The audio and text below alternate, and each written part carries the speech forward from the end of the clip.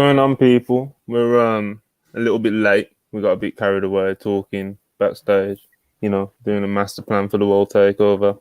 This is WrestlePurists Worldwide, episode 2. I'm joined by Manny, Backup Hangman, Joe Hulbert, and we're going to talk about kind of what AEW is going to look like going forward. Post CM Punk, it looks like he's out the door.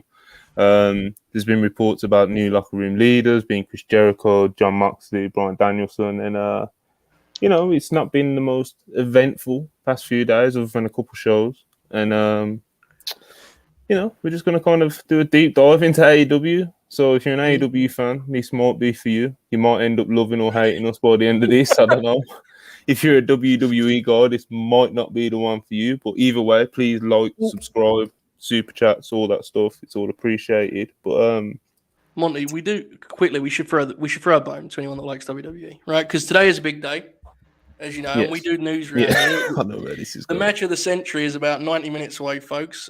Get ready, get your popcorn, get your beverages, chocolate treats, all the goodies. The Machine Gun Carl Anderson, I hear is in action. Like Monty, tell the people about this. This is a big deal, man. I'm hearing that there's news across the globe about this. Tokyo sports has gone crazy. This is your time to shine, really. This is a match that you fantasy booked, literally, kind of word for word how it went down. I did, yes. I had to mention it. We don't need to talk about it, but it's a victory lap. You're allowed to have your victory lap, man. It's just funny, These things are funny. That's all. Yeah, it's incredible. I need this match to go 22 minutes. I don't need that. Give me a tight 12, brother. That will do fine. A tight 12, right? I wonder what the finish.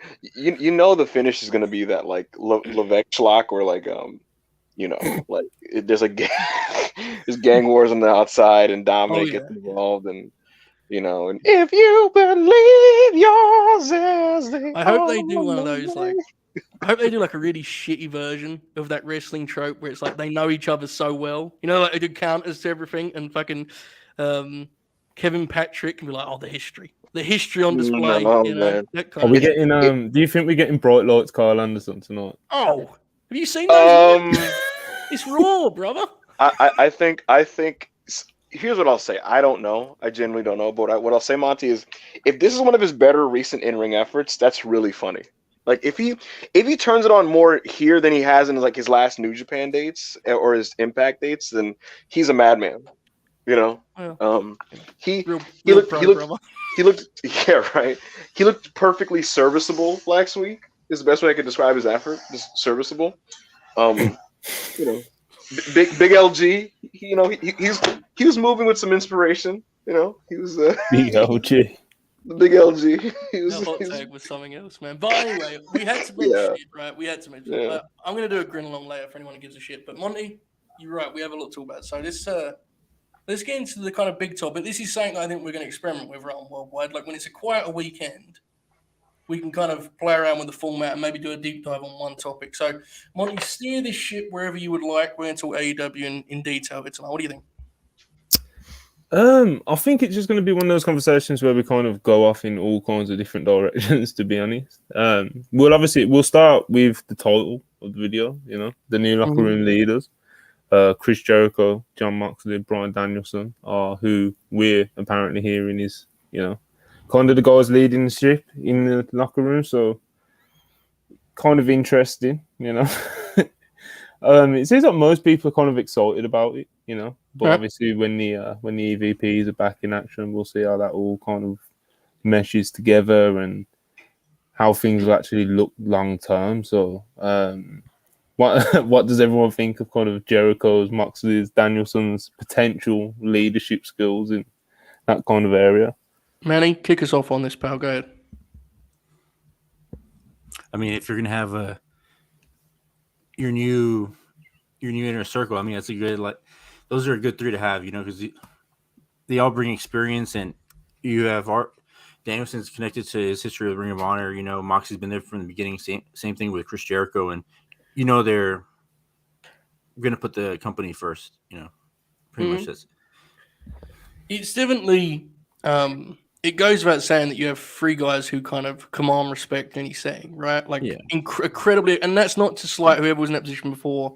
it's just like, Jericho has now been on top in professional wrestling for about 20 plus years.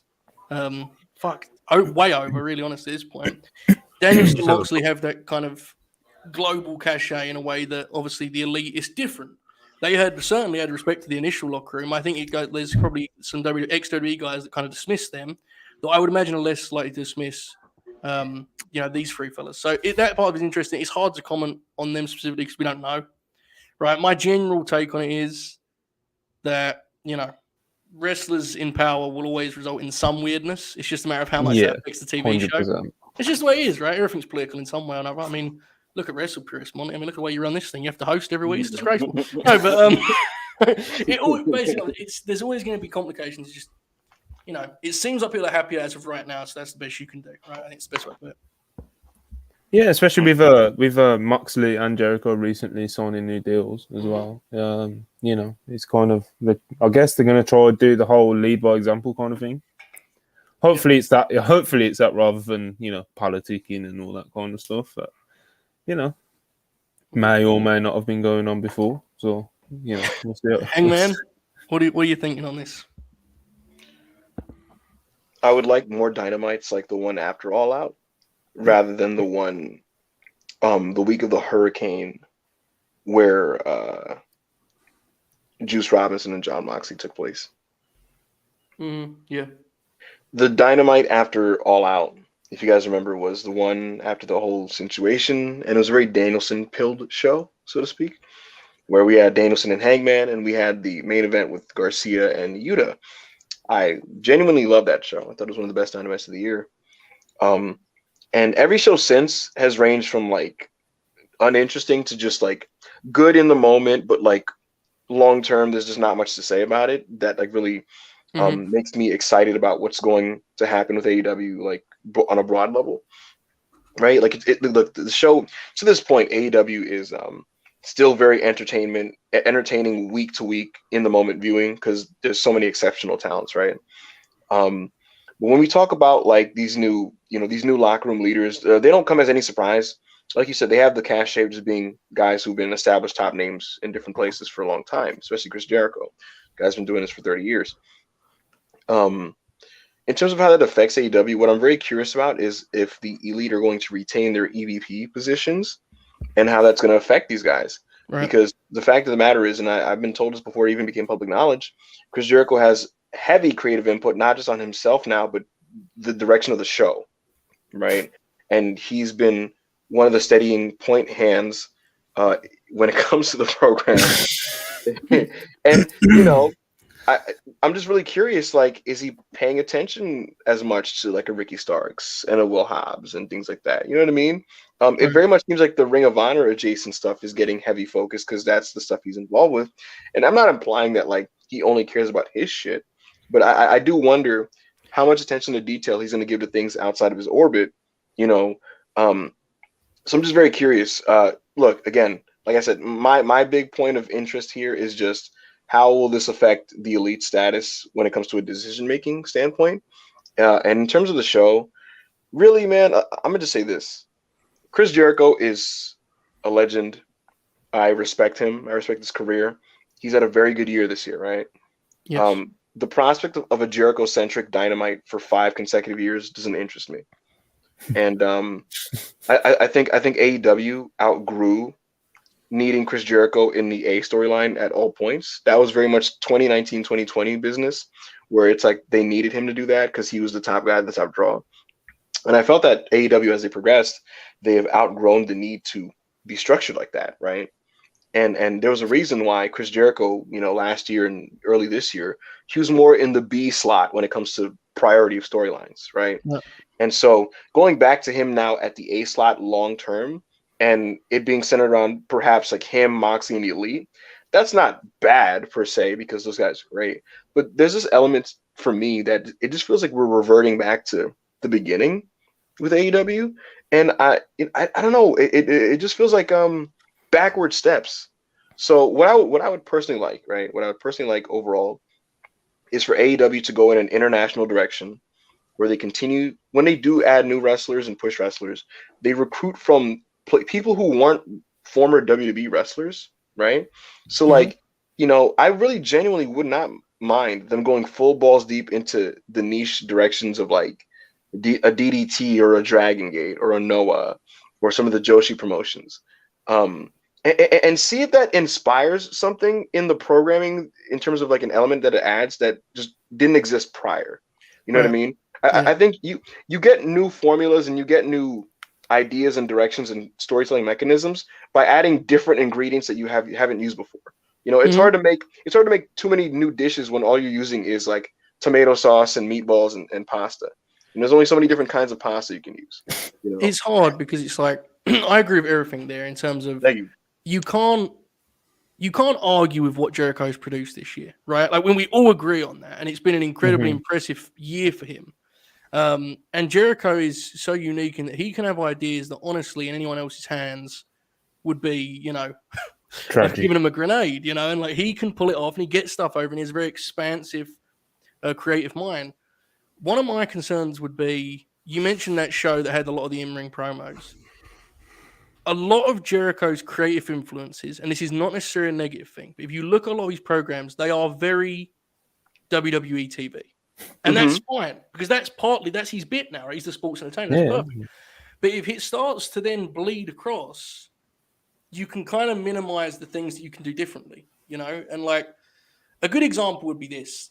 When he did the first War Games match with Blood and Guts, whatever, he explained that like his thinking for the finish of the first one was Hell in a Cell. That was where his brain went. And that's fine.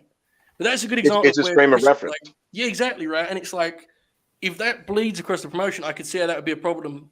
Contrasting to what you just suggested of like more international, more different.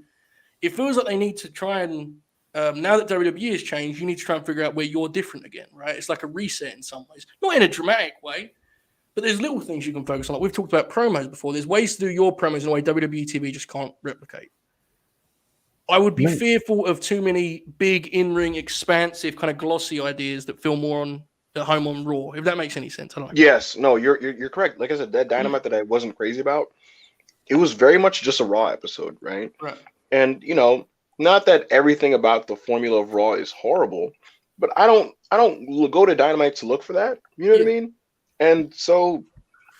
And plus the crowd was dead and stuff. It just felt like I could just watch Raw if I wanted this. I think TK he's had a traumatic past few months, and he's fell into the comfy arms of Chris Jericho. When really after kind of the eventful, we won't call him tragic, but tragic would be a bit much, I think. Well, bro, when you lose your top 4 stars. Yeah, I get you. It's crazy. It's jarring. It's crazy. So when something traumatic like that happens to our friend TK, he's found comfort in Jericho. When I don't know, I think it gave them an excuse to really have a big picture look at how they do things. Yeah. Jericho's influence will definitely provide a lot of good, a lot of bad. Jericho's very hit and miss. He's in his 50s. Yeah, that's the key, right? That's let's be honest. That is the biggest key. Whatever we think of the creative, Jericho's been great this year. The key will be when it comes time, is he gonna be aware of it? Because if he's not aware of it, you could have an issue there. Like there was a long contract, right? I mean, I don't know, Manny, where do you stand on that part of it? Go ahead, right? Well, listening to Jericho in the past, like even his recent stuff, right now he thinks he's hit a new peak in his career, right? Which is saying something, and he thinks like this is the best he's ever been. So I don't know when he thinks he's gonna call it quits, because if he keeps wrestling the same way he does for the next 3 years, it's gonna be pretty insane for him, especially the way he's wrestling now. So if you're Tony Khan and you see he's still wrestling at this high level, it's like, do you move him down the card, or you just like exactly? It's difficult, and it's like part of what makes a guy like Chris Jericho great is that they've been doubted 1,000,001 times, and they generally will prove it wrong. But let's be honest, a lot of us thought he was done last year, like we did, and he proved everyone wrong again, and that's great.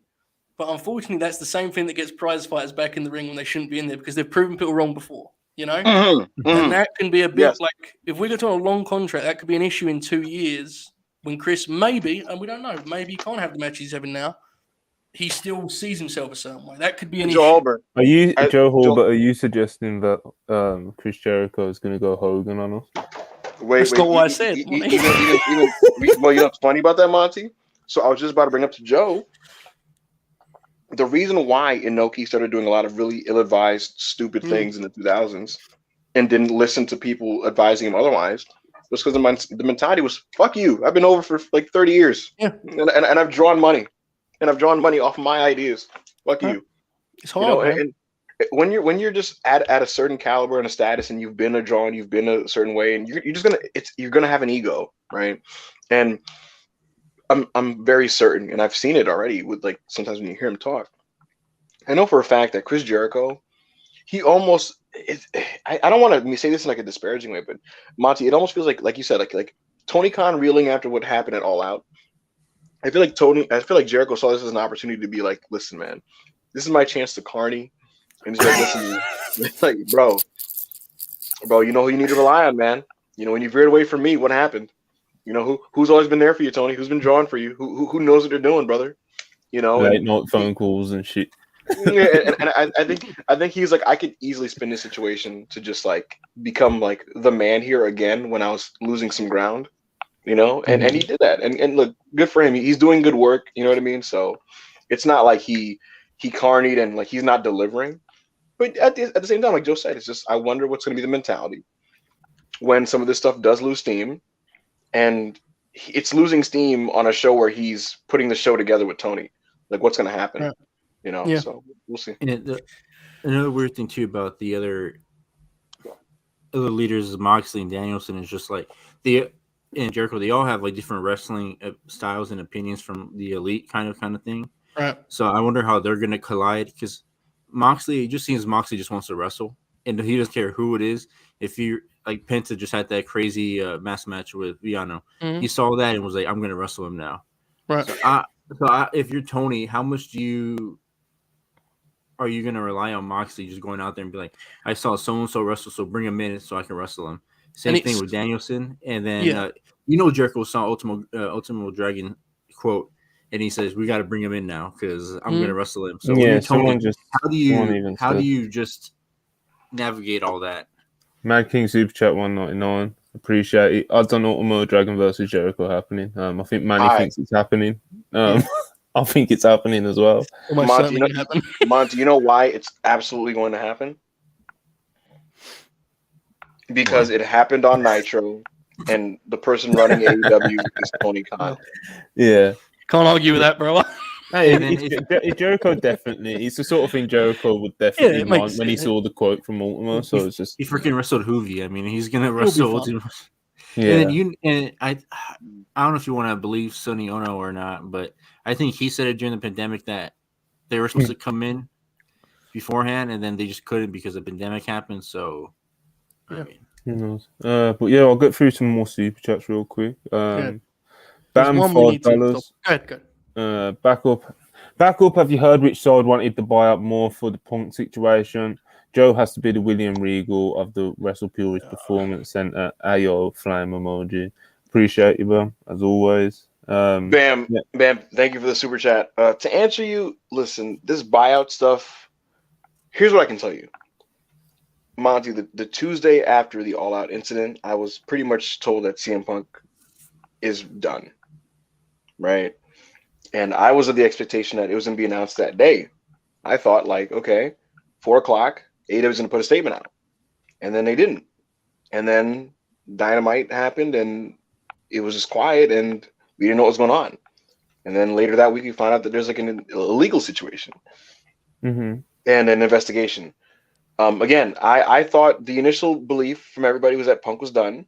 And then once this got prolonged, there was almost this like increasing speculation from everybody that perhaps they might just wait it out. Time heals all wounds, something like that, right? And that's where my mindset was starting to go to. And so for it to kind of rear back around and now it's just going to be a buyout.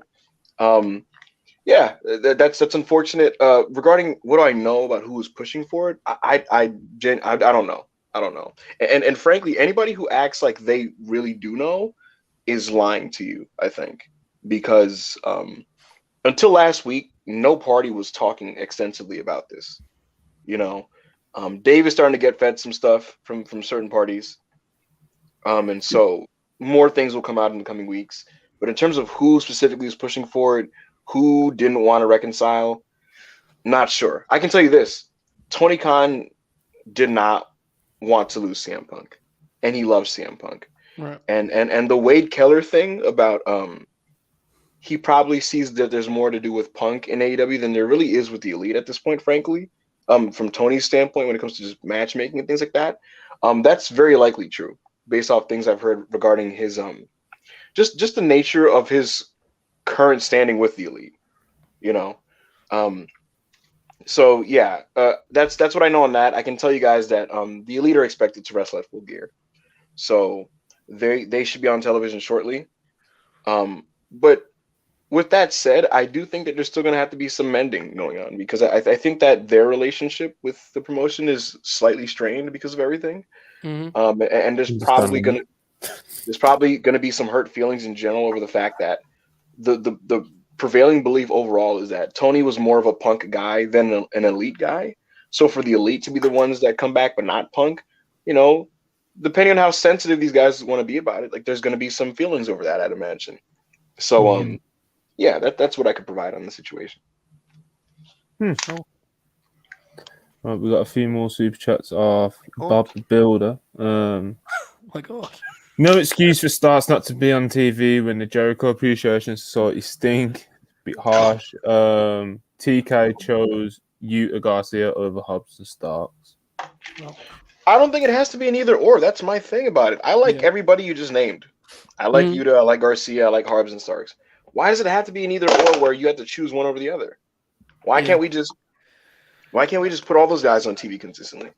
It's weird. The lack of follow up on Starks is bizarre. I have to assume there's something up there, man. It's strange. He did announcing on the was it Battle of the Belts? He just did commentary. Do you remember that? He showed up and did commentary of the FTR match. That's another thing I'm struggling with, Monty. It's like the lack of transparency is causing a lot of just discrepancy for like various things.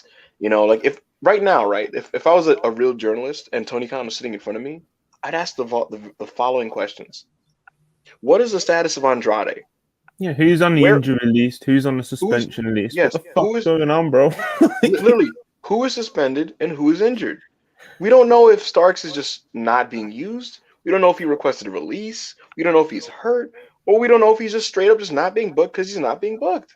There's certain guys on ice, and that leads to fan frustration, because then fans start going, "Where's this guy? Where's that guy?" Now, if you were to outright tell people like, "Oh, they're hurt," then okay, cool. And this is a problem in general. Like WWE now, they used to be very public about their injuries, and unless you see it on TV now, like the guy getting hurt in a match, they don't tell it either. I've seen people tweet about like, "Where's Ciampa? Where's Ciampa? Where's Ciampa?"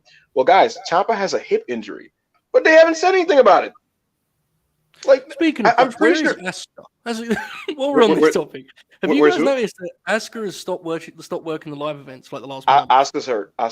Okay, well there you go. There's another example. Yeah, there you go. Yeah, Asuka's hurt. Ciampa's hurt. Bobby Roode is hurt. Yeah. I'm trying to remember who else. A handful of them. Anyone who's questionably absent that is notable of any kind in the Fed right now, it's because they're injured. Except Kevin Owens. Kevin Owens is off Raw the last 2 weeks. And the only explanation people have is that, the only explanation people have is that he doesn't want to work Saudi. So, like, he's just not going to be in the build for Saudi, apparently, I guess. Even though you could just still use him on TV. Regarding AEW, I don't know the status of their injuries. And that's the thing. If they just told people, look, Ricky Starks is hurt, then no one's going to complain, you know? Mm-hmm. But these guys will just disappear off television, right? And imagine if you're, like, not a terminally online Twitter wrestling fan and you just watch the shows. Sometimes it'd be really confusing, man. Where like guys will just like disappear for like weeks on end, and then resurface in like a Rampage backstage pre-tape or something. It's just very odd. It's brutal for the casuals, bro. It's brutal. That's what I'm saying, and not it's just confusing. Ricky's gone, Hobbs is gone. Andrade just disappeared. And look, is he probably suspended? Most likely. But just tell us that. Why can't you just tell us that? It was a very public situation. Yeah, we know what happened. It played out in front of us. It literally played out in front of everybody on Twitter. So just say, yeah, Andrade is suspended for, the foreseeable future, if you want to say that. Malachi and Buddy, where are they? I mean, I know they say that they're taking a break, but can we get like an official statement, like an actual professional, organization would do? You know what I mean?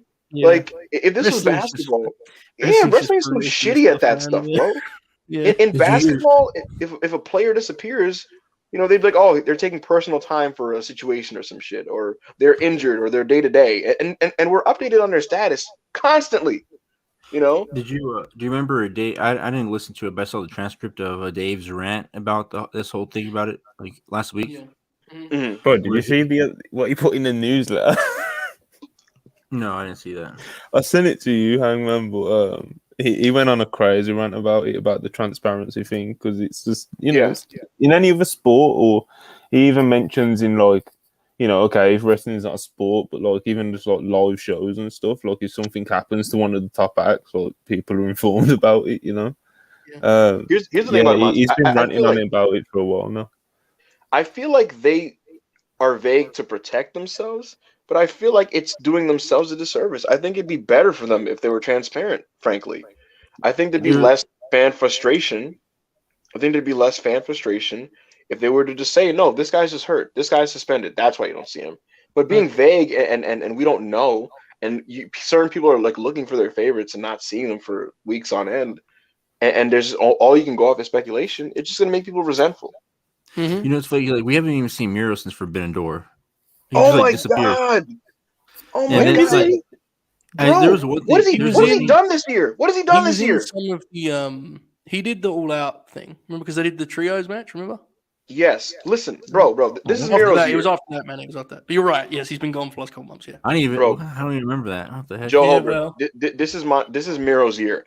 He cut a promo in front of a white background. Yeah. And then he disappeared. And then he resurfaced. And then he did that Forbidden Door match. He wrestled Johnny Elite. He wrestled Johnny Elite. The House of Black were recruiting him. He did a segment where Julia Hart appeared in the Miroverse, and then he did a tag match, and that's his year. Yeah. What are we doing? Well, the belief is that they were going to continue with him and Malachi. This is to your point. And then when Malachi, was gone, it was like, well, fuck, what do we do with Miro, right? It was one of those, which from what I can gather, as someone who's way on the outside looking in, it feels like that happens a lot in AEW, where it's like something will fall out plan-wise, and it's like, and they just give him on the other guy on the other side. Yeah. It's weird. Yeah. But here's my thing about that. Okay, yes, you can't do the Malachi program because Malachi's gone. Does that mean you just outright just banish the other party in the feud for like months? Right. Just also do the Brody King program, bro. Do him and Brody, right? They're both that. Right now. Do that. Have him chase one of the 17 titles you have. Like, just bro, it shouldn't be that hard to reroute somebody, right? And I don't get it. This is another two company issue, because like I was asking about, like, for example, Dominic Dijakovic like 2 months ago, right? And they're like, oh, they're working on something for him. I'm like, how long does it fucking take? Like, David Barron just said, just do Miro versus Brody. It could have been that easy, bro. I'm gonna read this thing from the transcript from Dave, where it says, "I'm not calling AEW a sleazy company, but what I'm saying is, in the past, you had sleazy companies run away from stories." Bro, I've got it up now in the newsletter. It's like he starts it with, "It has really gotten ridiculous that AEW hasn't acknowledged anything at this point regarding Punk, Omega, and the Young Bucks. They did nothing in local markets in September when they ran shows where tickets were purchased with Punk as arguably the biggest draw and Omega as one of the biggest draws, and Bucks as stars as well, for shows they weren't going to be at. Kana said he can't talk about it a few times he's been asked, but they haven't mentioned an investigation or a suspension or anything." And he goes on and on and on and on about it. He mentions other examples of it, like in WWE and stuff. He said AEW was pulled after being advertised. They just stopped advertising it, and have also not said anything about publicly regarding Andrade just disappearing off television while in the middle of a program. And he just goes on and on. Then when he's talking about the AAA show, he mentions how Conan said Omega's suspended, and he finishes out with so So AAA have now given more information about the status of Omega than AEW has on its television, social media, and publicity department combined. that is real. That is like I said, bro. The past couple of weeks, he's getting really like. I understand. It's like Ariel kind of went off on one about Tony, like just the lack of you ask the questions that journalists should be asking, and you're just getting nothing. It's just a broken system, man. It just is. Here's it. You can't get away with being this vague and non-transparent in the modern day. Right. Like wrestling promotions did this in the 80s when like you could just kind of get by on it and like there's no social media and stuff. We have social media and we have insiders just like giving us easy access to like reports and information. And so if that's the landscape and the promotion just kind of like not giving you information, it's just not good. And I understand like with certain things that Tony just can't address publicly, right? But you know how bad it looks when you do interviews and they ask you certain questions. You're like, I can't talk about it, but I can talk about Dynamite this Wednesday at 8 p.m. And it's just like, bro, fuck off. Like you like I know you're a promoter, but that literally makes you look like the sleazy promoter that people always advocate that you shouldn't be. You know what I mean? Where it's just kind of like, what's the status of this guy? What's the status of that guy? Why is there? What's going on here? You can talk about like legalities and it's an ongoing investigation, yada yada yada yada. But I think with the way that wrestling news gets out there and stuff like that, like you said, you just can't get away with being so vague these days.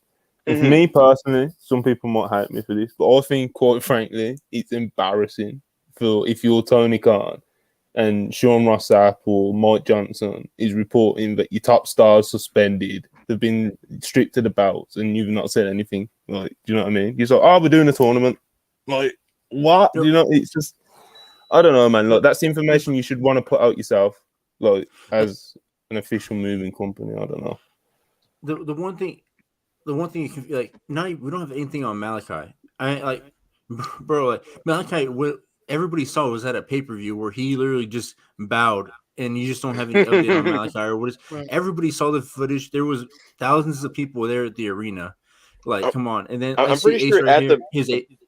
I see Ace comment saying, "What do you want more? More women, more Miro, more House of Black, more Warlord." Bro, AEW has 5 hours of TV or wrestling. They can fucking put all these people on there. They can make Dark Elevation better shows. They can make Rampage better shows. You don't have to keep putting on these like people. Bro, I mean, Tony Khan has so much talent that he has 5 hours of wrestling he can fill content with. Come on, like here's my thing. Because Tony does talk about how he wishes he has more TV time, right? Yeah. Here's the thing: it's unproductive if you only have 3 hours on national TV, and with one of the hours you're essentially just punting every week. Yeah. You know, like you're literally like they'll throw in these Rampage cards where it's like, okay, you already admit that you don't have enough time to feature everybody, and then you're still gonna say, "Fuck it, we give up on this week's hour of Rampage." And I used to think like, okay, maybe they punt because the ratings aren't like super strong, but still, it's like, okay, it's better to get some of the underutilized or talented guys that don't do much on that than like do nothing. I'd rather a Starks, develop something on a show that does 480K viewers rather than just do absolutely nothing and just sit on the sidelines and ride the pine. There's a way to do Rampage that isn't like, oh, people are going to miss this. This is essential, but still do a really good wrestling show. They manage that in like January, February, March. Like, yes, this isn't. They've done good Rampage. Yeah, they've done it. Like, it just feels like a stumble across them now. Rampage, the first like half of this year, got into a groove where it was just a generally good show. Yeah, and like I don't know what happened. It just kind of fell out of that, and then like the Trustbusters era happened where we had those 2 abysmal weeks of like just literally unforgivable weeks of television that were centered around the Trustbusters, and it was like, bro, why? And since then, like it's literally just become like weekly punting, and I don't really understand that. And going further beyond, Dark Elevation, I think maybe we should rework the structure of the shows in a way that's more productive. You know what I mean? And what I heard about the Dark taping coming up is really promising in terms of like talents being brought in. Like SB Kento is from Dragon Gate's coming in to wrestle, and I think there's a Joshi name that's coming into. I forgot who it was, but looks better than Rampage, bro. Jungle Kiona. Yeah, it was Jungle Kiona. I've never seen her, but I've heard she's good. I've seen Kento, But that's what I'm saying. Number one, that's better than Rampage. And number two, that's the thing. You can make viable YouTube content that's productive in some way, serving your company. You know, that's not like must see for television. And because here's the thing, the format of Rampage, the format of Dark and Dark Elevation for the longest time, it was essentially the record padding show. It was just series of squash matches that number one, they don't help young wrestlers get better because the matches is too short, and it's not super compelling, and it's literally just there so that people can pad their records for rankings. And we now are in a state where the rankings are not as emphasized in AEW. Right. Tony Khan himself has said this, right? So if the rankings are not as emphasized, then the show that's literally just a rankings padding show needs to be changed and needs to be used productively. You know, so why don't you experiment with, okay, this week on Elevation, we're gonna have a 20-minute main event with Dante Martin and whoever the fuck you want to name that can work and help Dante, and he can learn how to structure a main event style match on a show that doesn't need to pop a rating because it's not on television. Now, you know, is that going to result in the greatest thing in the world? Maybe, maybe not. But what you are doing is it's serving a purpose because it's helping somebody get better. You know what I mean? Yeah. And so my biggest suggestion when it comes to the usage of the time that they do have on television, all the time outside of Dynamite, I think every show outside of Dynamite is not being used productively. Joe Blood 499. TK acts like he can tank Rampage for the number one draft pick next year. That's what I'm saying. It's like, does he think that like he could just keep punting Rampage and like next year, like I don't know, Kevin Owens emerges from the smoke? Like that's not how this works. I don't understand it. Like I said, just use the time more productively. You know, in a way that helps your promotion in any way, shape, or form. I know Tony Khan doesn't want to. Say if Tony Khan doesn't even want to book AEW like his own guys against each other on Dark and Dark Elevation. Like, there's so much international talent that are here most weekends. You know, working. I agree. Yeah. Just bring them in. Like, for example, like from the Dark tapings from Rampage, we had Emi Sakura and Mei Segura versus Hikaru Shida and Tony Storm. Like, come on. I mean, like those are the matches that we should be seeing. Like, if you're not going to book them on Rampage, use them on Dark. You know, I completely agree. But the first part, what you said, there's like the other issue. Like, you don't want to beat your guys. It's like at some point, he has to be more comfortable having, like, as Hangman said, Dante Martin can lose the main event of Elevation. Like, it's fine. Like, it will not kill him off. He's a young guy. It will be okay. Nobody would give a fucking shit. It's strange to me. They could have booked like Buddy Matthews versus Dante Martin for Elevation. You know, instead of Buddy Matthews working like a squash wrestler, like have him in there with Dante. Dante learns, and you get a good match of it, and people are excited for that match for Dark. The other thing is, you have two of those YouTube shows, so you can maintain your little squash match vehicle fine with one of just pick. You know, like make one different. It could be the one in the studio. I recommend against that. They literally made both of them. It's strange. Sorry, I've been kind of like, what's that, disappointed because I wouldn't say I care enough, you know. But like when Elevation was just like dark again, then like when I'd say this to people would tell me that no, they're doing more storylines and more arcs and stuff like that, and on the Elevation. Found out that was not the case at all when I watched it myself, you know. But so it goes back to what Manny was saying earlier, man. Like they haven't got 5 hours of television, but they've got 3 hours of television, and they've got 2 hours of YouTube. You know, one of the hours, like Backup was saying, they just pump one of the hours, which is one of the TV hours. And the other 2 hours is just like, I don't know, just like stat padding large cards, like, and it's like, yeah, it's cool to get to see some of the talent and that, and some of them we should definitely be seeing on TV and stuff, especially when you look at the quality of some of the recent Rampage cards.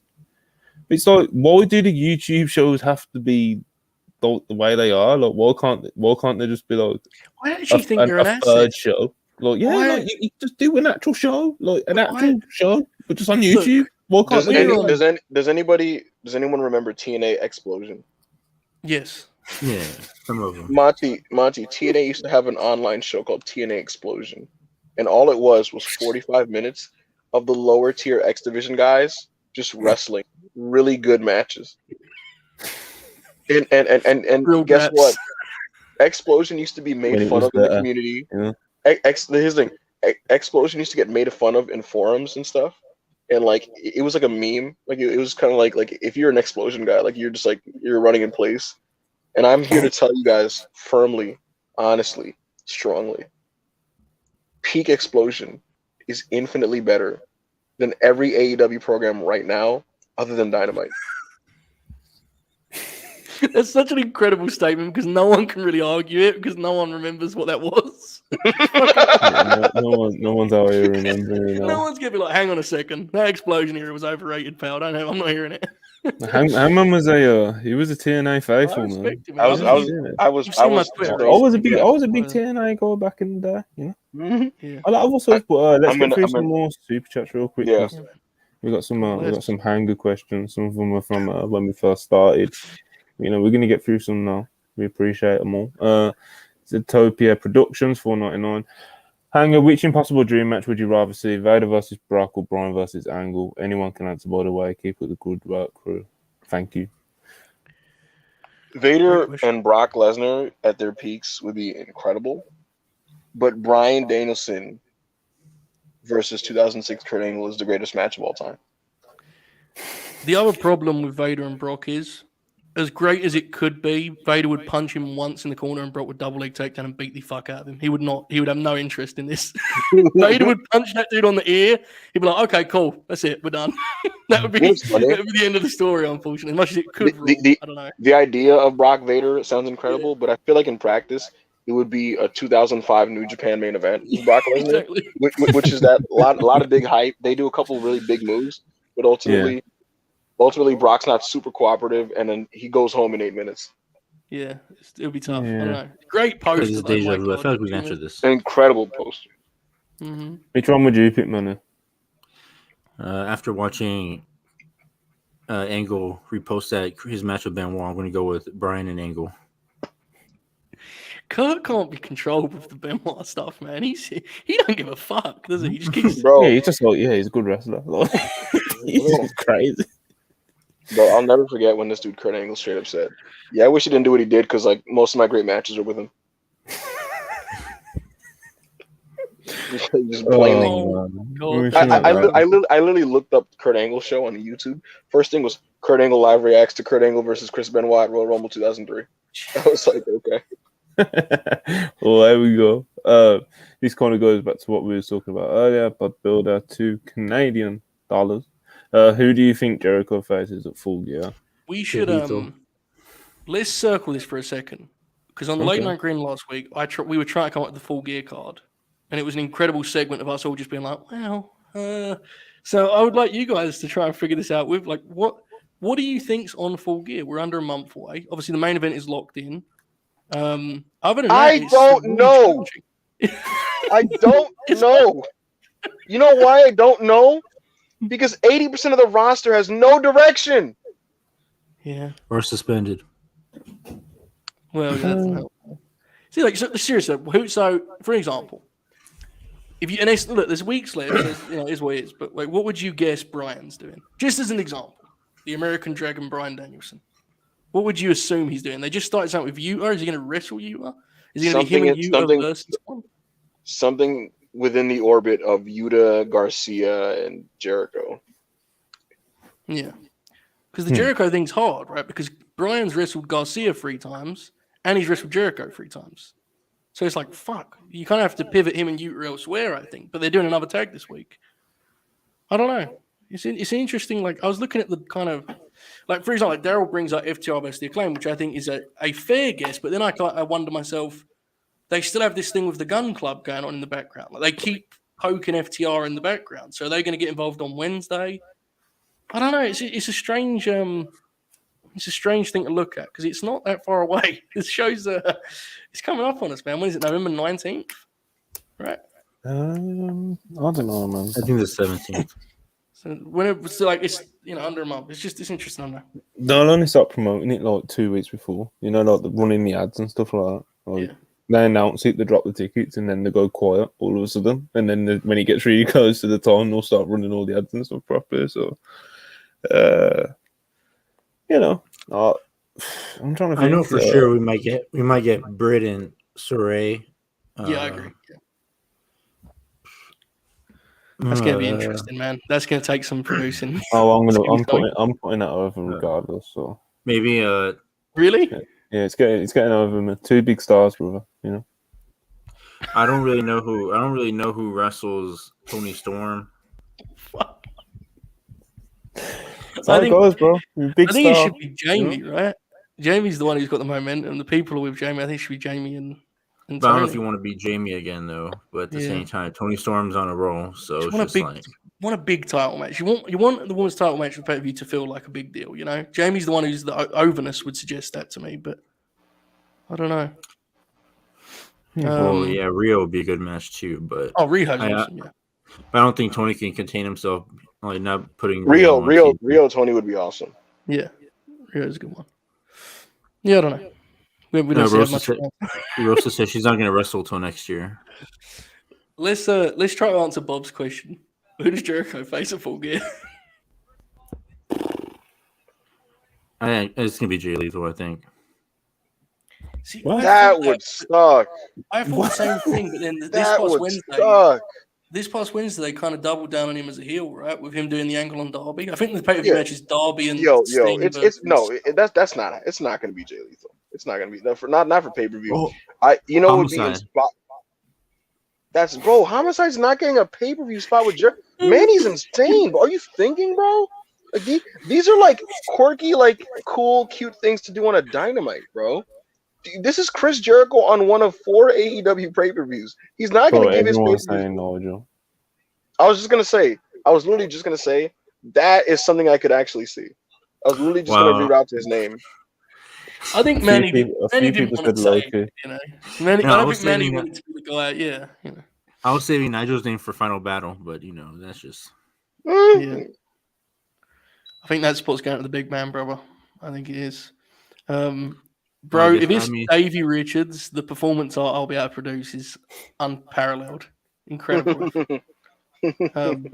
Yeah, I don't know. It's an interesting thing. And look, that doesn't mean the show won't fucking rule. I'm sure it will, but it is like maybe we're missing matches. I don't know, but it does feel indicative of something that we all were just like, I don't know.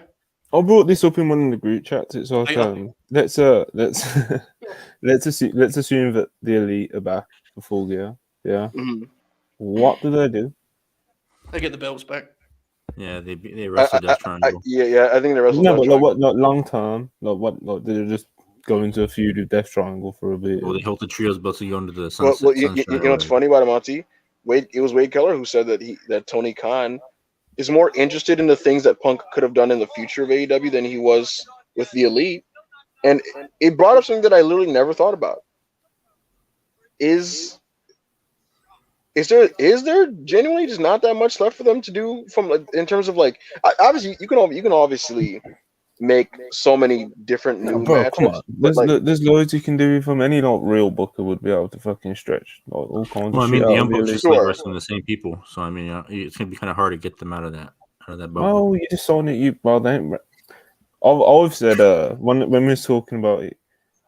The trios thing, it's tempting and stuff, but people are into the Death Triangle matches, I guess. And I don't know. I want to see Young Bucks versus Briscoes, man. They could do that something new and Final Battle 2017. It's a throwback, But yeah, I don't know.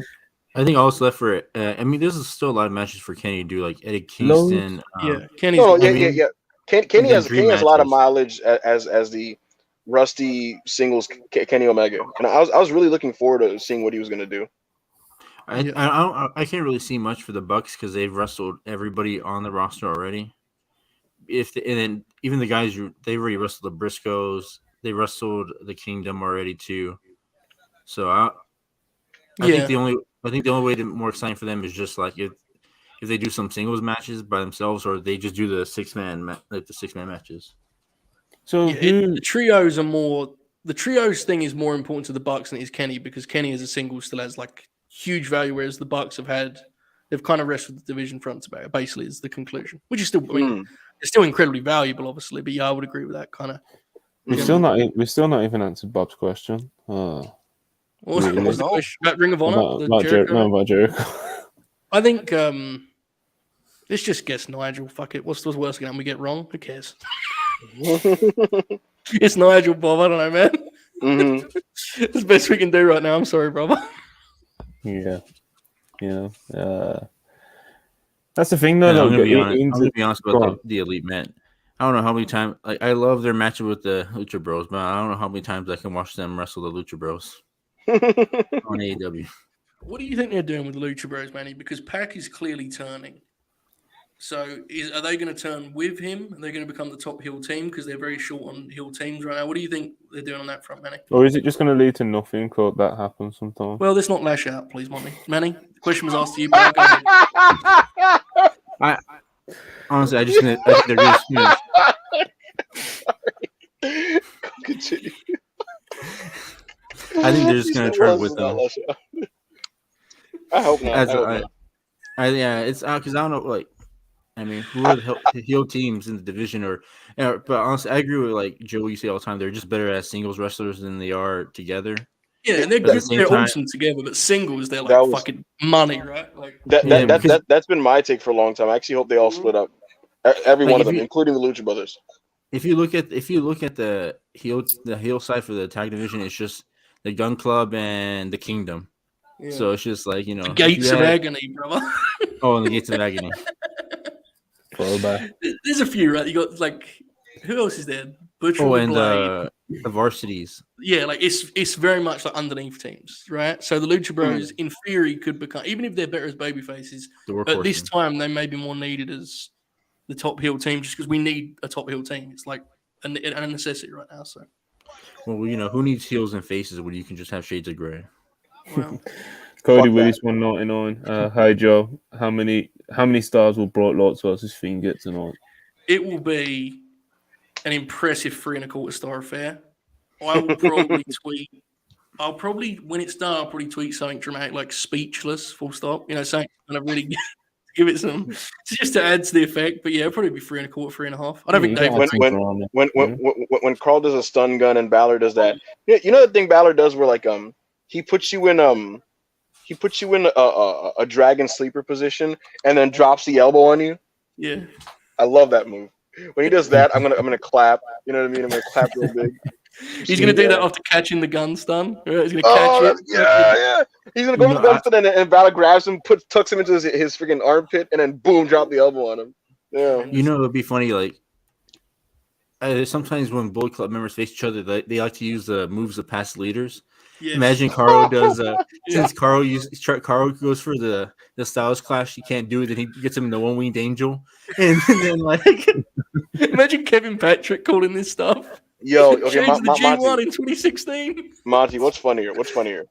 Them just having a tidy 3.25, 8-minute match, or them literally going full stop NXT Takeover, trying to have a 20-minute epic with past Bullet Club lore finishes. And it ends up at 3.75, but like it had the layout of like a 3.5 star match. I don't like Cole's chances in the latter, brothers. You don't really? You don't think Balor could get into an epic match? Imagine Kevin Patrick screaming, "I fight low," when like Carl goes for Tanahashi's finisher. Oh my god! Cole's very, I don't know. At this point in his career, you know, we're getting pretty deep in it. How old is Cole now? 42? 41. I mean, that's, you know. He's been around the block. You know? Yeah, not everyone's Bryan Danielson, bro, you know. Bright lights. They're going to be bright tonight, bros. We'll find out. And if it's bad, we'll just lie about it. Anyway. Jacob Donnelly, $10. Appreciate you. Just want to say I found you guys recently and you've quickly become one of my favorite podcasts out there. We really appreciate things like that because, you know, obviously with us being on Twitter mainly, it's kind of where most people see us. So if you found us on YouTube, or even if you did come across us on Twitter, it's just, you know, always happy to have new people on this little, I don't even know what you'd call it, this platform, this ECW type movement that are on at WrestlePurists. This is the show, brother. This is the show. Fuck you, you're wrong. Fuck you, we're right. Because this is the dance. And believe me, this is the dance. I quoted that wrong. I fucked that up. But anyway. No, that's right. I fucked it up. This is the dance. You're right. Absolutely. Tremendous. It'd be funny when Carl and Finn Balor wrestle. Carl comes out with the Never title and they just say, it's for the Never title or whatever like that. Bro, Could if you it ends up imagine? being Finn fucking working Tokyo Dome, risking a 3.5 Yo. with Tama, I'll pop huge, bro. Yo, see, here's the thing. If that happened, that would be so fucking funny. You'll draw it. I could just picture all the people on Twitter getting upset about it, and then like I just come in there and just making some of the craziest tweets you can think of. Yeah, Monty, what are your thoughts on the timeline being like really seriously fake outraged at like Carl Anderson, like this Carl Anderson never thing? Like I refuse to believe Carl that. Anderson. I was gonna say I refuse to believe that many people are genuinely that angry about this thing, but it's just kind of like because it's WWE, like it's just kind of like fuck these motherfuckers or whatever. You know? It's wrestling, bro. People think themselves into frenzies and they just want to get the tweets and dunks off, and you know, Carl Anderson's gonna Carl Anderson, bro. It's like, Rocky commented under they did that promo and Rocky commented, "Give the belt back, you piece of shit." Like he's clearly working and having fun with it. It's a worked story. Voices of Wrestling tweeted that New Japan knew that Carl Anderson can't make November 5th, but Carl Anderson told them announce it anyway and we'll make it an angle. Yeah, because this is what popped me. The night when they debuted on Raw, or they returned, whatever, everyone was like, they blindsided them. They set that angle up 3-4 weeks prior when AJ did the pre-tape with Finn. It was obvious where they were going. Yes, like, I literally tweeted that. Yeah. That was bizarre. Bro, AJ was on the phone. And in WWE, when wrestlers are on the phone, it's because somebody's coming. You know, he's on the phone like obnoxiously. And Balor's like, "Hey, mate, the offer's on the table, mate." And he's throwing up the too sweet and shit.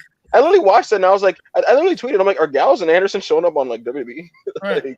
of course. Like Joe said, they did allude to it from earlier, so there was no blindsiding really. But Bam, $5. Appreciate you again, bro.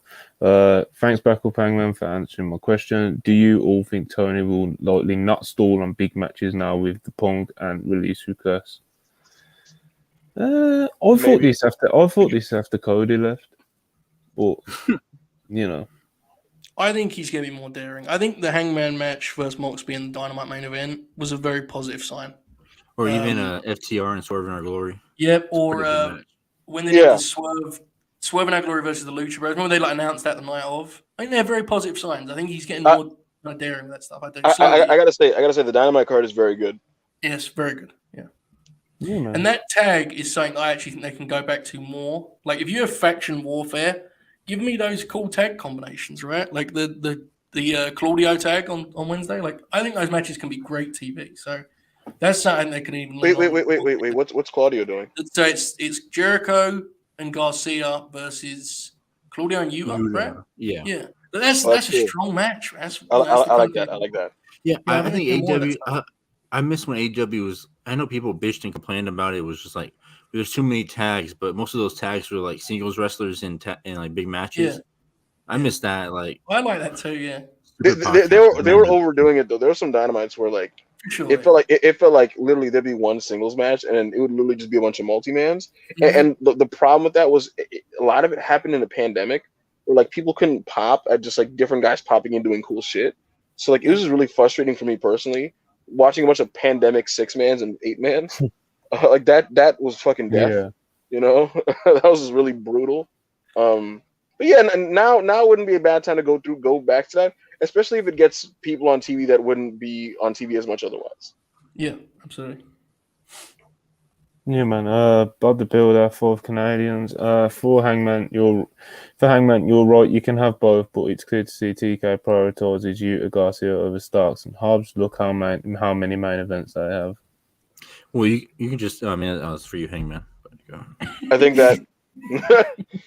I draw the money, brother. Here's the thing. I think that Tony's mindset is that Starks and Hobbs are established and they are what they are, whereas Garcia and Yuta are projects that he's trying to get over at a certain level. And so I think for him, it's like it's more incumbent that they get consistent TV time and establish themselves as people that can maybe draw a rating, you know. And to do that, you have to kind of build on them on TV. And I think, and not that I fully agree with this philosophy, I think that in his mind, he's like, they already see Starks and Hobbs at a certain level, and I can just kind of plug them back in. But with Yuta Garcia, if I take them off TV for like a month, they're going to lose all of the ground that they gained. Yeah. I think that's the belief.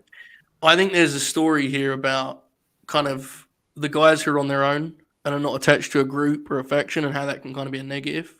You know, a guy like Yuta will always have a TV presence because the guys in his faction are always going to be on TV, right? So he's always one step away from a run-in, from a tag match, wherever it may be. Ricky and Hobbs are now on an island in the same way that Miro is now on an island. It's like, that's the thing too. With the way he books, it's a lot easier for him to put guys in that are part of something bigger. I mean, Garcia's example, if you don't see him wrestle on TV, he's probably going to be in the Jericho promo segment. And that's TV consistency that some of the guys suffer from. So I think there's a few different factors at play there, I would say. But yeah, it's interesting. I think the simpler thing is just Tony just likes watching Yuta and Garcia wrestle. I think that's what it is over the Starks and Hobbs. Yeah, I don't know. It's the Starks thing is interesting because there's a lot of different takes on like what he sees Ricky as. I don't know. It's hard to tell, right? Beauty's in the eye of the beholder. One of those. This is an interesting one. And Tox, $5. You think he constantly punched Rampage because the ratings are so low? Even if that's the case, that's such a line to do for a secondary show. It's not because the ratings are low either, to be honest. It's because the actual cards, you know. I don't care about the rating. This latest incarnation is the most crazy because it's like they've gone live, which everyone assumed would be like this. Oh, they're going to really go for it, and they've not. And they like, if ratings have gone up a little bit as well, not slightly, right. but like yeah. But they're only the thing that used to happen was they would do a live show and it would do well in the ratings. And they would go, well, they got to go live. It was a self-fulfilling prophecy. Those live shows had better cards generally. That's why the rating would go up. Like I don't know. It's strange. I mean, I think it's a very fair premise for Rentals. I just don't. If that was the case and they're punting on it, why is he now going live with it? It's a strange deal, Rampage. I really don't. I think it's something to do with this is another conversation since we're doing like the big picture AEW thing. Ticket sales, man. Some of these ticket sales, you know. The one I'm going to, I'm half scared I'm gonna have to work dark. I mean, it's terrifying. It's like a ghost town, you know. How many of the I haven't seen an update. The last time it was like 1,500. I hope they've got from there because that'll be an incredible bit if I'm at the lowest attended AEW live. The funniest thing about this whole Rampage thing, like, and Tony Khan wanting more hours, you can clearly see like he wanted Battle of the Belts to be 2 hours, but he didn't get it, so he kind of punted on it, just being another show. And then the original idea for Rampage was it was going to be 3 hours of Dynamite. But then he didn't want 3 hours of Dynamite. He wanted 2 hours of Dynamite and 1 hour of Rampage, and he just stopped caring about it because I guess what I think is there's not in his head there's not enough hours, so he can't book a good show. So he just punted on it too, which is funny for someone that wants more hours. He's not utilizing he's not maximizing utilizing. Maximize those little things, man. Like these little hours, like Battle of the Belts, Dark, Rampage, whatever, man. Like if it's not you can do special and memorable things in these shows. Yeah, man. No, if it's not a 2 hour Dynamite or a fucking pay-per-view, it's just like, you know. I think he would be well served. I understand why he doesn't want to do a lot with Battle of the Belts because it is what it is. I get it to an extent. But like the Claudio Takeshi match was a good example of you can still do something that your hardcore audience will remember. Yeah, you know? yeah. Absolutely. Exactly.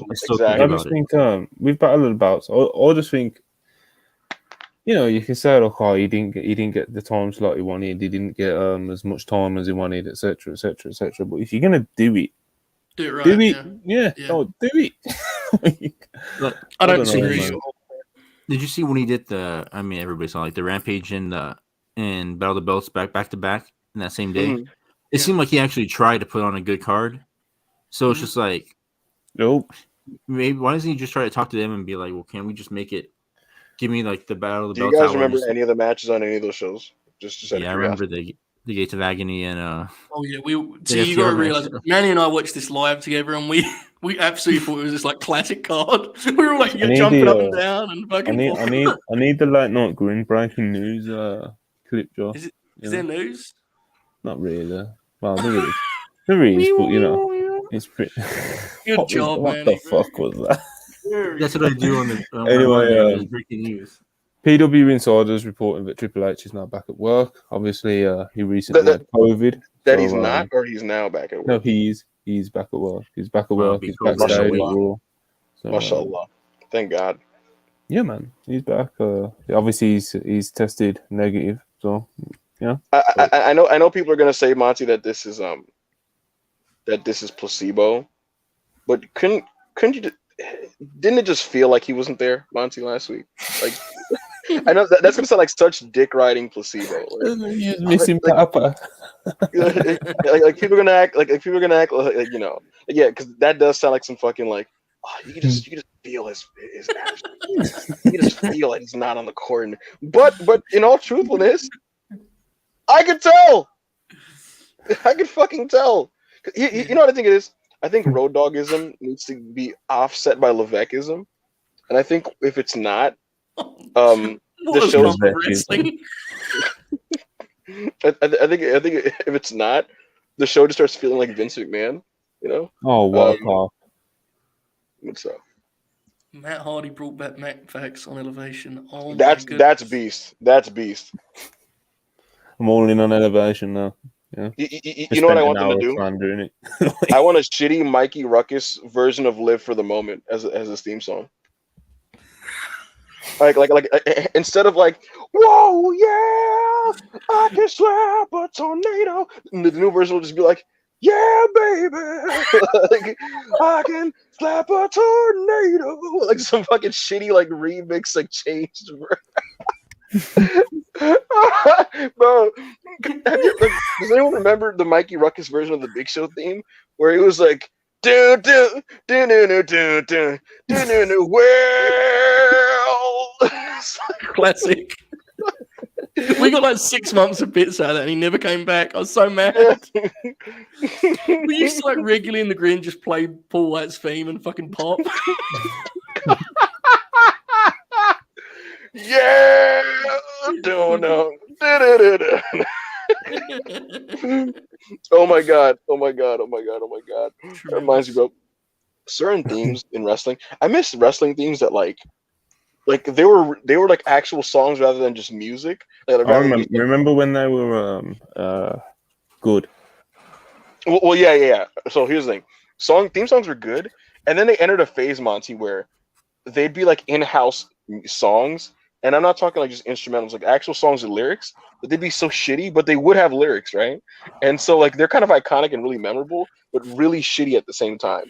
Like for example, I don't know who remembers this, Joe. I played this in a space and I couldn't stop laughing. Something about early 2010s WWE songs are so fucking funny. This is the NXT theme song from when they were a game show.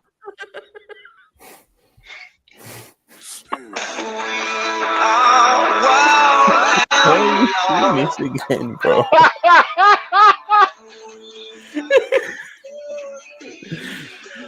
Why are you doing this again, bro? You're doing it in a space as well. Right, get it off. Get it off. Remember, you can't go more than 15 seconds on YouTube. Oh my god, who remembers Nexus? We walk alone to the unknown. Another victory. It's so...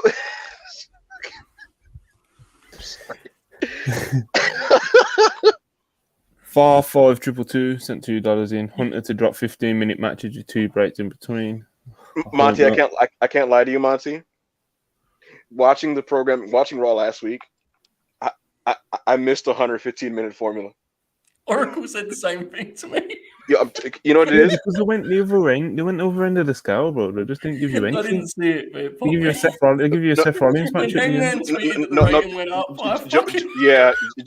it did. Raw did like 1.8 against fucking football. Like, Joe, you know what it was? They went literally back to like just comedy segments and shit. Like Matt Riddle's doing fucking like stoner humor with like Elias, and I wanted to castrate myself. Fucking, 20-minute Baron Corbin ring time. I was like, yo, bring back Hunter and the fucking crazy. Like. I didn't even watch that, but I saw the JBL promo and like pop because I have my limitations. It was hilarious. It was hilarious. Of course. So I watched that. I was like, this is kind of fun. And I looked at he was for 15 minutes. What the fuck? Who asked for that? So here's the thing. You know what's the wildest part about this, Monty? So you'll know this because you said this in the chat with me. JBL on commentary was like Don Callis level. Like he was tremendous, which is during the match, 100%. Yeah, that's the thing. And also, I cannot lie to you guys. But hold on. What did it? Hackenschmidt Gotch, San Martino, Baron Corbin. He's a Yo, fucking Joe, heel, man. this guy he was talking. It had to be a meme. He was talking about this guy like literally like he was like fucking Jumbo Saruda or some shit. Like he was just like, you're in the presence of greatness. Presence of greatness, Saxton. Like this. Did Baron Corbin have new gear, or was it just in the same jeans or whatever he was wrestling in? He had new gear and it was really bad. Bad gear. Yeah, So really bad gear. here's why it was funny. Because like Corbin like looks like shit physically and visually. And so this guy who just looks really shitty is wrestling, and JBL's like, he's a god, brother. He kept mentioning on commentary like Ziggler wouldn't make it in the Attitude Era. Corbin, he would have swam with the sharks. It's like what? Like Corbin's throwing like shitty punches in the corner, and he's like Hackenschmidt, Corbin. You know, it'd be so funny if like they had Corbin come out in trunks and knee pads and long wrestling boots, and that's just what his thing was. And bro, He honestly, should just dress like JBL, bro. yeah, they need to give Corbin like the '80s wrestler gear. I think honestly, if they branded him as like the last real wrestler, like it would pop me. And what I wanted to sadly begrudgingly admit, I think just by sheer force of will in 20 minutes, the crowd got into it. And I cannot lie to you, Monty, because of the near falls and Ziggler being so good, I thought that was like one of the greatest Corbin matches of all time. And I went 3.5.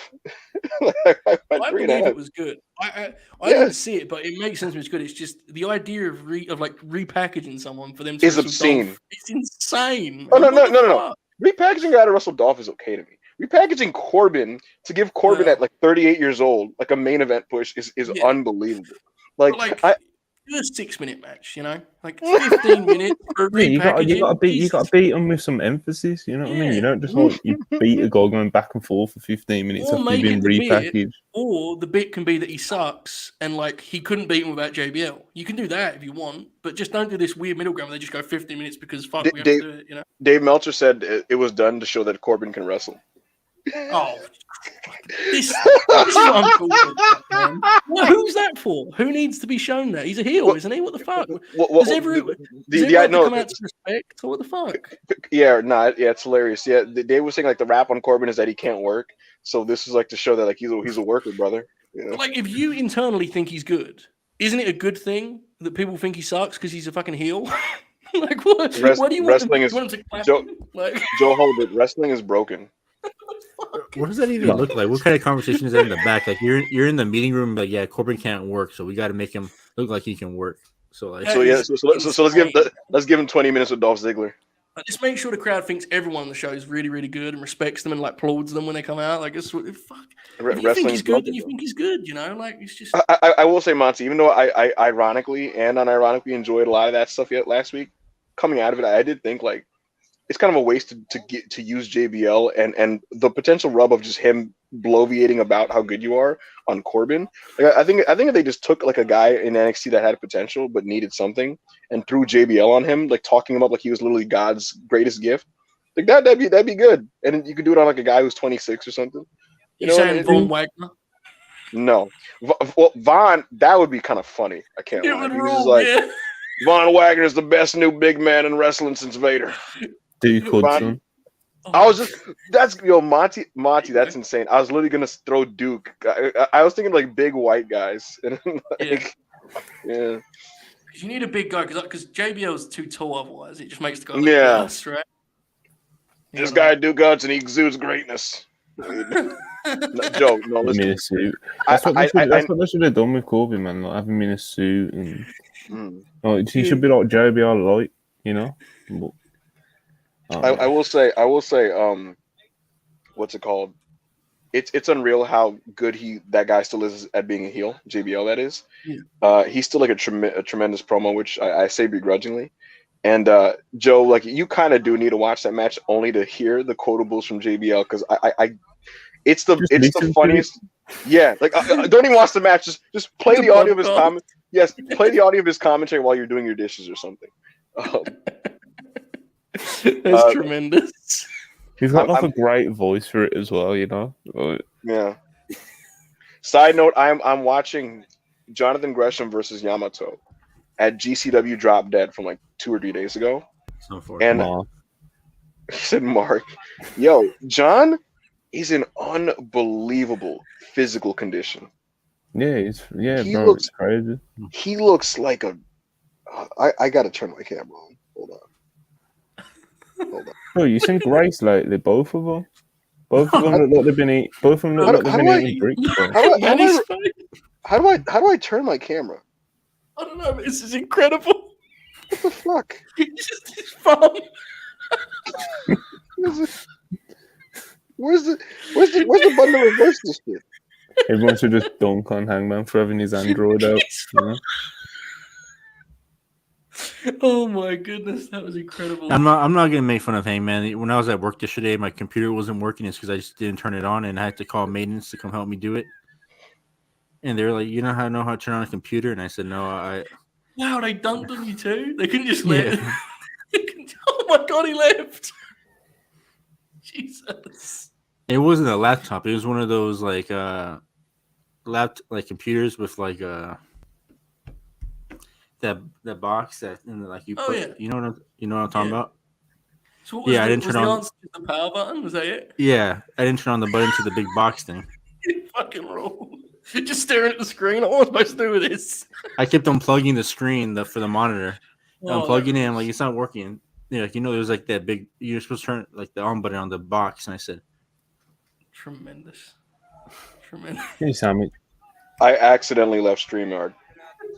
It's absolute amateur. That was incredible, man. I pressed cancel and then it just kicked me out.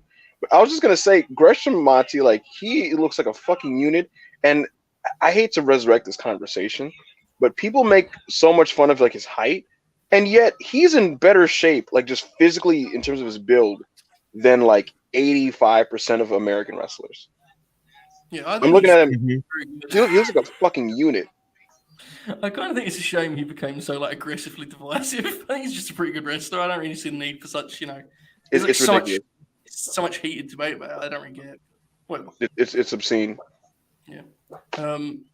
You know what else? Real quick. You know what else is obscene, Joe Hulbert?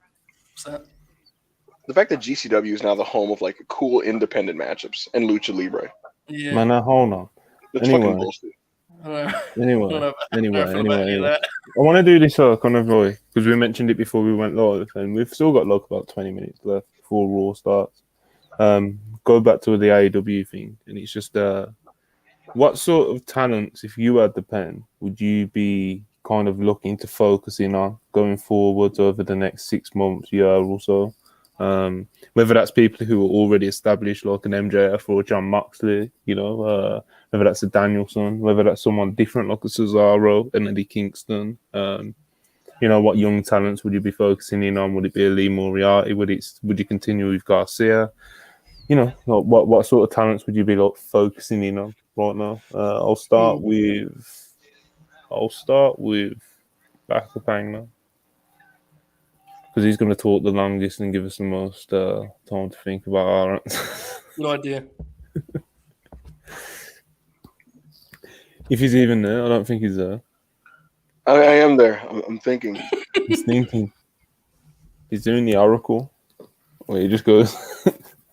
Bandido. Silence. Yeah. He's a really interesting because I think his ceiling is kind of crazy. I think he can get over huge on that show. Yes. Like an actual star, not just a guy you plug in for good matches. I think you can be more than that if you figure out the push. He works like a star also. Yeah, great babyface, man. And a lot of these nerds don't know how to work like a star. I think I was telling Joe like on the late night grind, like people are always looking for the next Rey Mysterio, and I don't really think Phoenix is it, but I don't really like the comparison to like Ray, like the next Ray, but Right. I think Bandido can be like the closest thing you can get to it. In terms of I agree. popularity. Yeah. He Can I has a say- cool can- mask, and he worked an exciting style. Can I add something real quick, Monty? It's Yeah, funny go because, like Monty, we've had our private conversations about a certain man, a certain man. But here's the thing, man. I feel like Bandido gets put in certain categories with like other top luchadors and stuff like that. But like Bandido, to me, like I just think he's so beyond most people that he's compared to in general. I think that he just gets the art of wrestling, and he very much is not just like a moves guy or like a guy who just is there to be flashy and poppy. I think he's like, this is gonna sound so stupid because like no shit, but he's a wrestler, you know, and that sounds obvious, but it shouldn't be, because a lot of these people on your television, folks, I'm sorry, they're not wrestlers. You know, I'm just they're just thinking, what the fuck does that mean? What does that mean? Yeah, The no. feeling. Rey Mysterio is a wrestler, and Bandido is a wrestler, and I think actually he could approximate what Rey does, because he fills in the gaps, and he's an artist, and he gets you emotionally into the match, and he's a baby face, and he can time things a certain way, and he can sell, and he can take you on a ride, as they say, and shit. And he can pop you and do all the spectacular shit.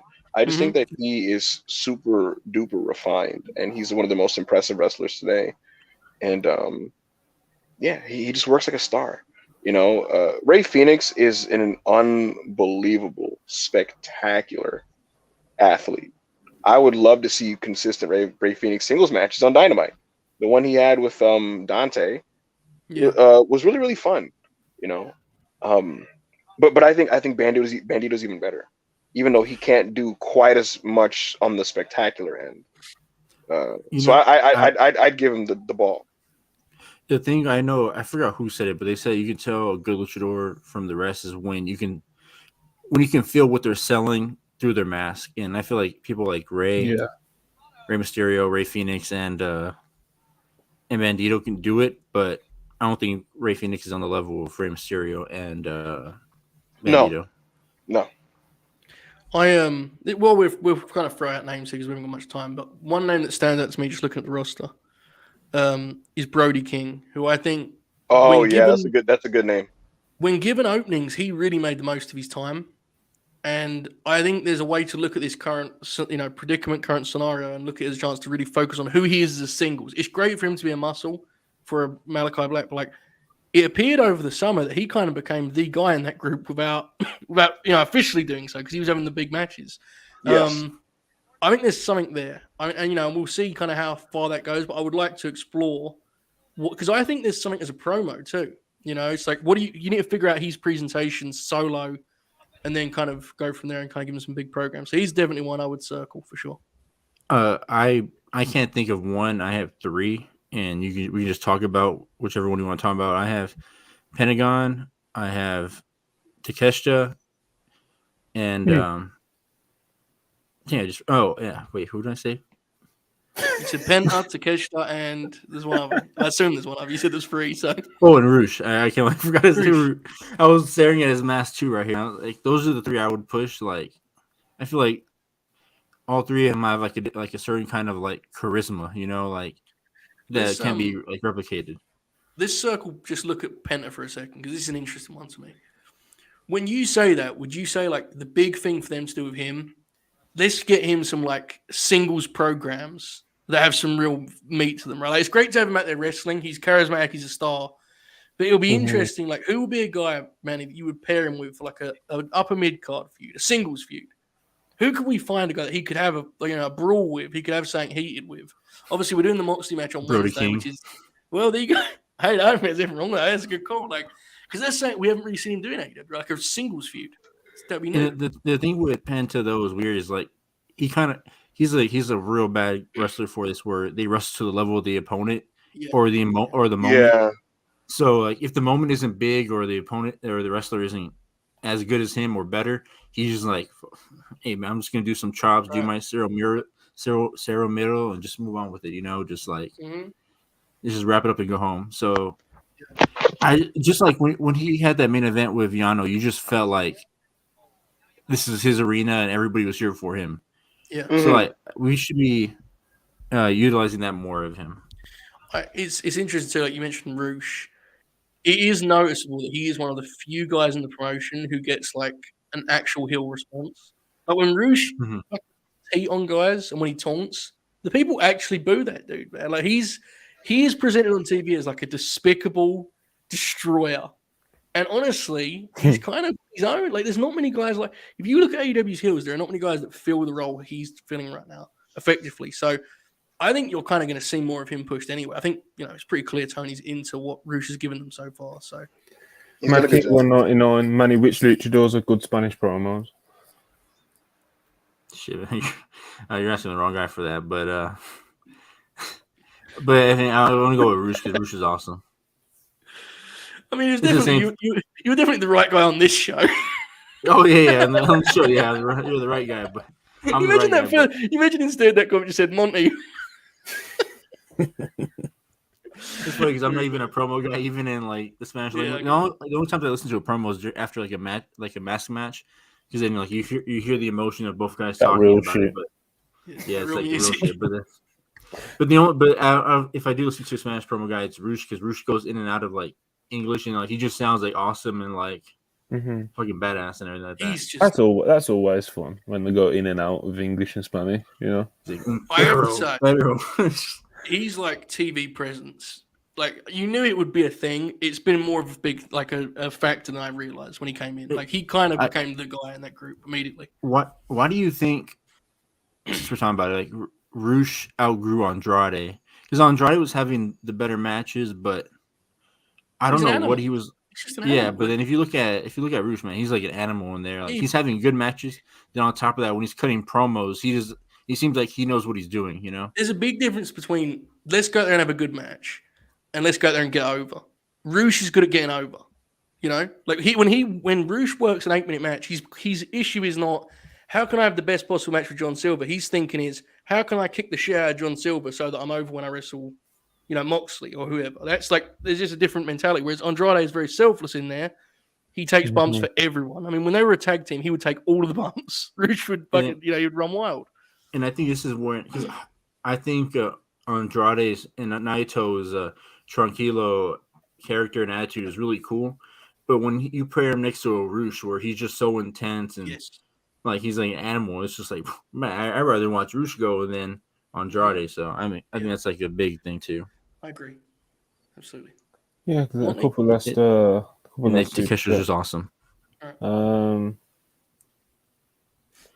Who wins Booker of the Year in the Observer Awards? Pod the Builder, 2 Canadians. Thank you very much. Now we're getting in the weeds. Let's go. So here's the deal.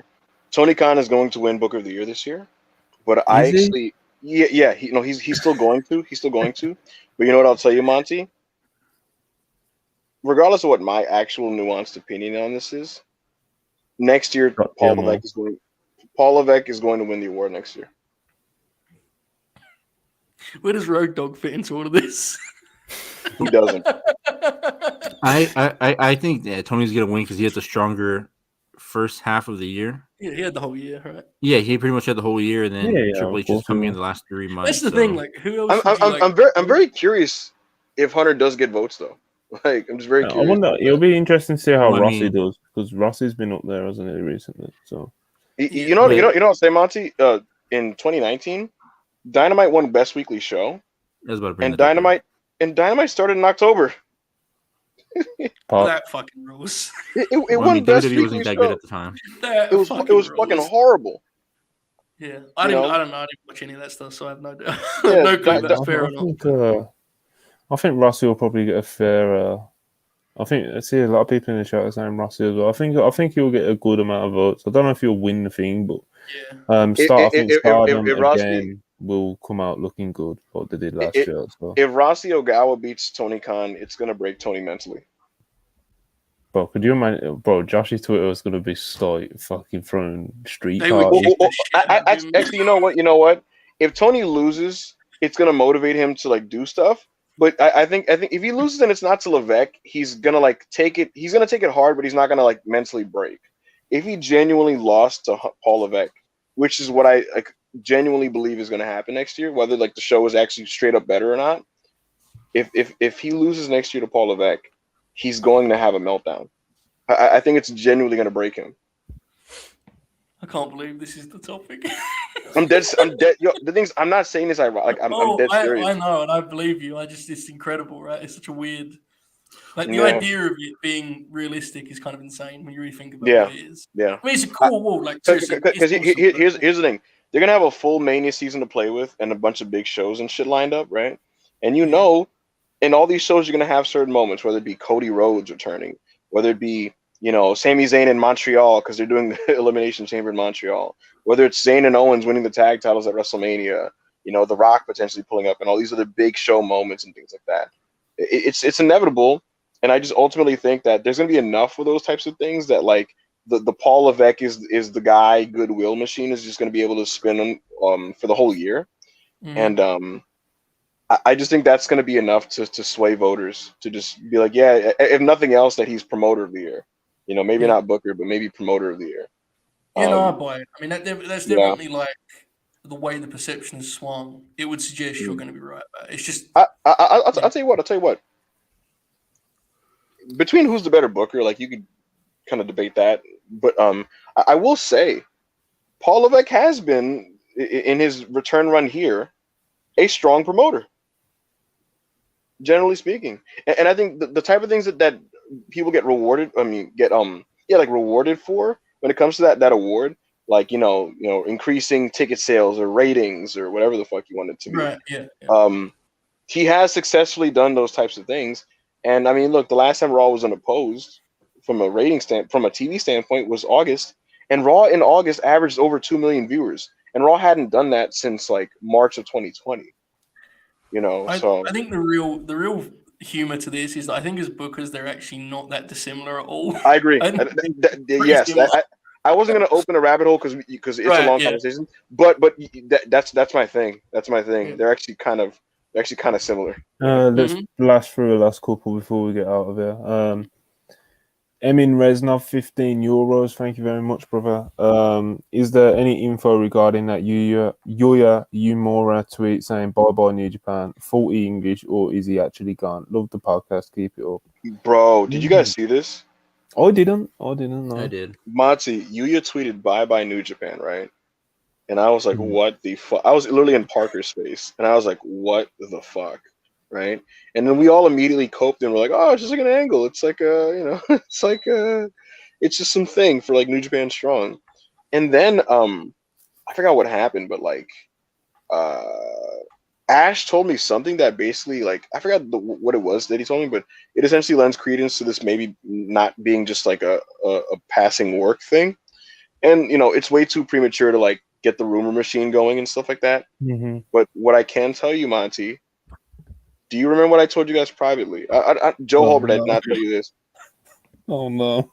In August, no, not August. In early August, I was literally told WWE wants to take big swings on certain guys. This is literally during the tampering era, where they were like calling like Andrade and those guys. The tampering era.